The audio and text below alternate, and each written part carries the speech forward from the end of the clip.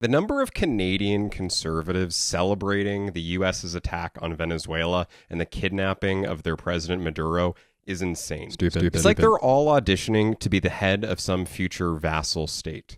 Regardless of the various ways that Maduro is horrible, which he is, celebrating an intervention in Latin America is just stupid. Stupid for two reasons. Firstly, the US has tried this before many, many times. The 20th century is littered with examples of the US overthrowing Latin American governments and attempting to install US business-friendly leaders. Whether it's their creation of a coup in Guatemala in 1954, or the support for the Contras in Nicaragua in the 80s, or a dozen other examples in pretty much every country in South America, the story has always been the same.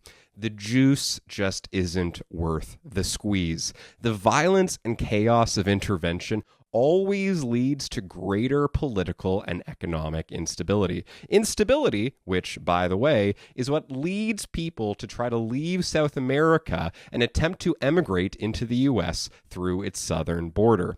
Stupid for a second reason, because Trump has been actively expressing interest in taking over Canada.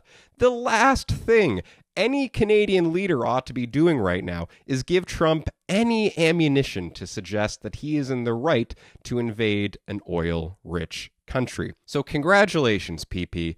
I'm sure your tweet is doing great numbers on the far-right propaganda app, but what tweet are you going to put out when Canadian sovereignty is threatened?